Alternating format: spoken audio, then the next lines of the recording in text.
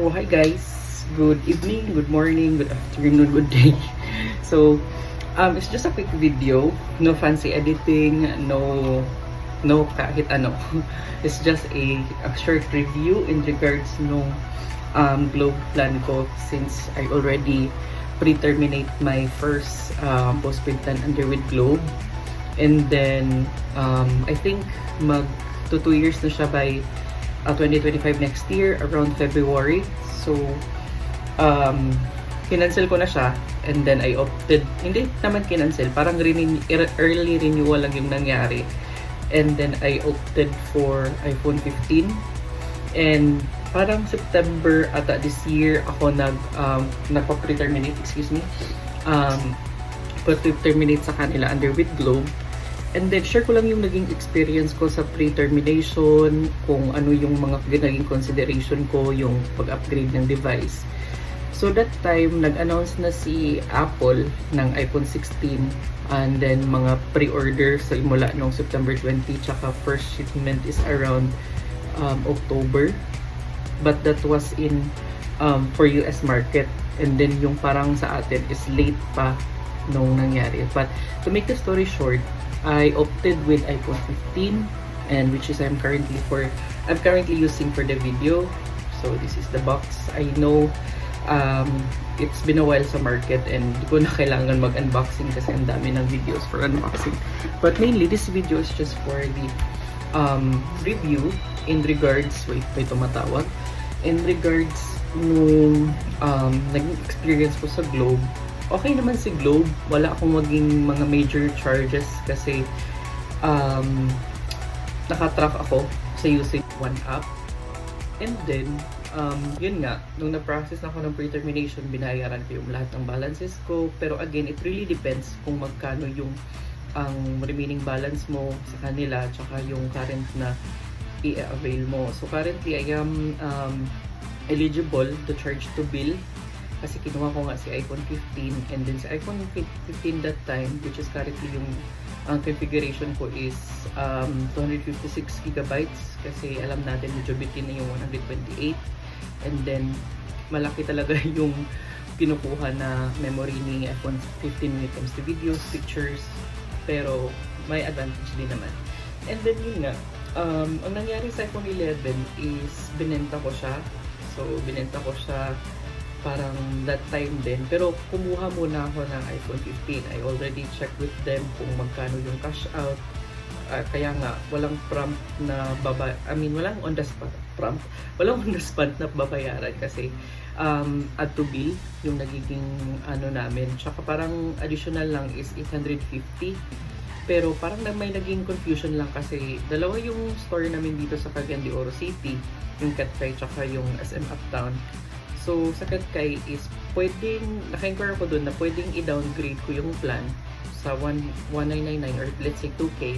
And then yung sa SM Uptown is parang is hindi pwedeng i-downgrade sa 2,000. Parang remain lang siya. It's either remain or top up. So, ginawa ko na lang yung remain kasi doon nga ako nag-renew sa SM Uptown, which is nandun yung available na configuration na gusto ko, yung kulay.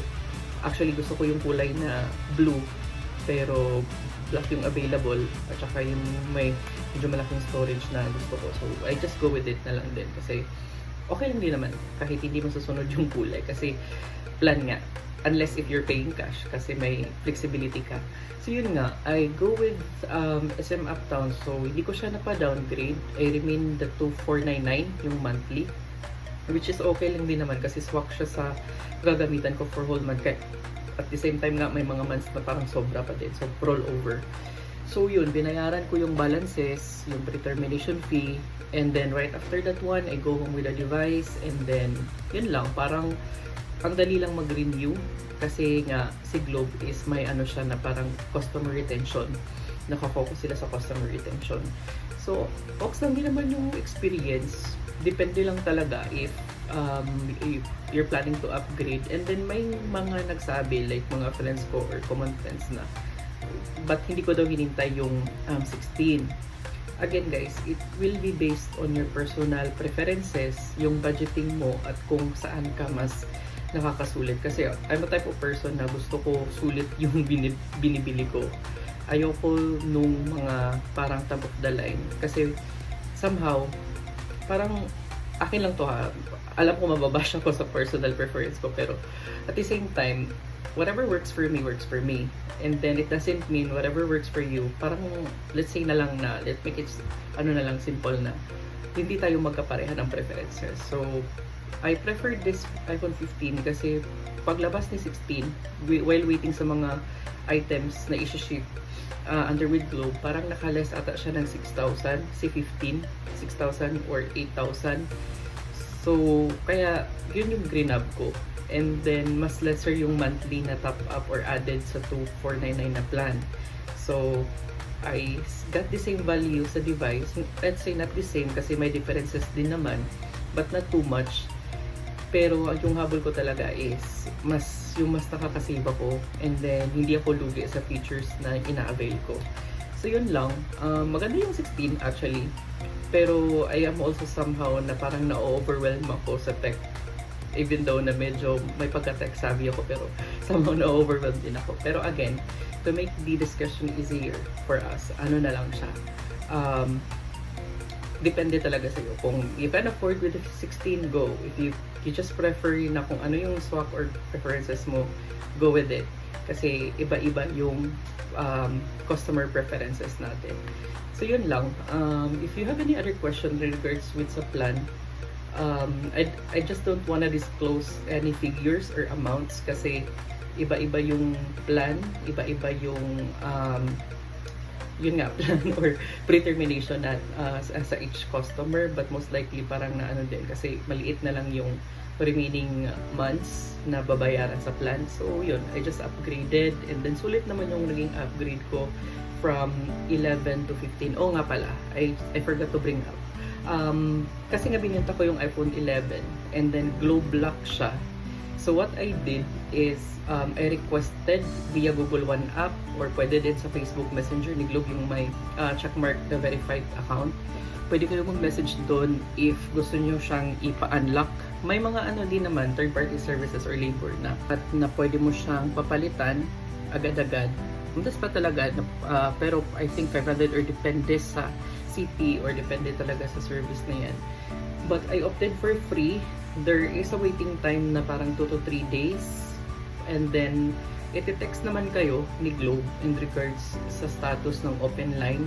I think ibibigay nyo dun is yung serial number or IMEI ng model.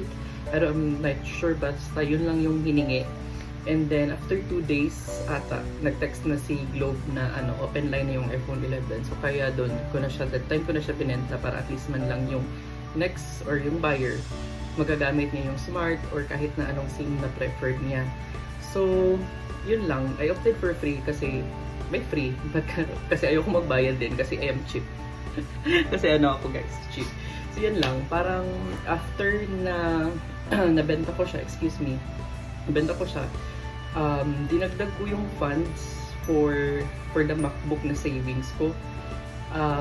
Gagawa ko ng separate video in regards to that one, but for now, the discussion is mainly for the postpaid plan. So I hope it helps, and if you have any other inquiries in regards with experience or update, just let me know or comment down below.